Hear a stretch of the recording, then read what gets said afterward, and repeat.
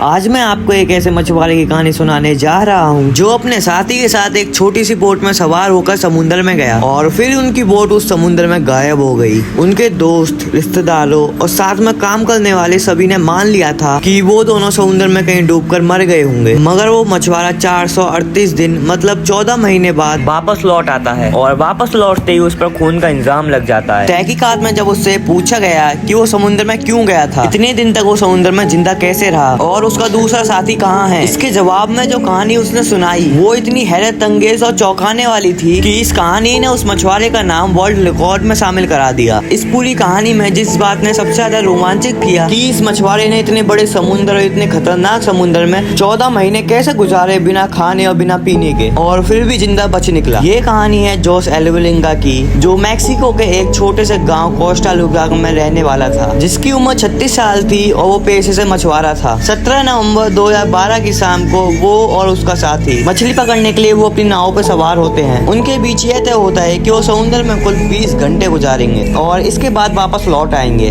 और इसी के साथ वो थोड़ा बहुत खाने पीने का सामान अपने साथ ले जाते हैं। उनकी जो बोट थी उसकी लंबाई सिर्फ 7 फुट थी, जिसमें एक इंजन और रेपिडेटर था। बोट बहुत ज्यादा छोटी होने के कारण उसमें ज्यादा सामान नहीं आ पाता था, इसीलिए वो अपने साथ जो भी खाने पीने का सामान लेकर गए थे वो भी बस इतना ही था जिससे एक दिन का गुजारा हो जाए। जोशी को इस बात का बिल्कुल भी अंदाजा नहीं था कि वो खाना तो एक दिन का लेकर निकला है, मगर आने वाले 14 महीने उसे गहरे समुद्र के बीचों बीच बिना खाने और बिना पीने के गुजारना है, जिसे सोचकर किसी की भी रूह कांप जाए। आपको बताता चलूं कि वो अपनी बोट जिस समुद्र में लेकर गए थे वो पैसिफिक ओशियन था, जिसका कुल एरिया सिर्फ 165 किलोमीटर पर स्क्वायर है। ये ओशियन इतना बड़ा है कि हमारी पूरी धरती जितना भी सूखा एरिया है वो पूरा का पूरा समा जाए। इसका मतलब ये था कि पैसिफिक ओशियन में कोई घूम जाए तो उसे ढूंढना नामुमकिन है। वो दोनों मैक्सिको के किनारे से लगभग 120 किलोमीटर दूर आ जाते हैं और शिकार के लिए पानी में अपना जाल फेंकते हैं, पर उसी वक्त समुद्र में एक भयानक तूफान आ टूटता है और वो जाल को वहीं छोड़ते हैं और बोट से किनारे की तरफ आने लगते हैं। और अगली सुबह 6 घंटे बाद मतलब वो किनारे से 20 किलोमीटर दूर थे, जहाँ से उन्हें अपना गाँव और समुद्र का किनारा भी दिखने लग गया था। हालांकि वो समुद्र तूफान को बहुत पीछे छोड़ आए थे, मगर उन दोनों की किस्मत में कुछ और ही लिखा था। फिर उनके साथ क्या हुआ ये जानने के लिए आप कमेंट करो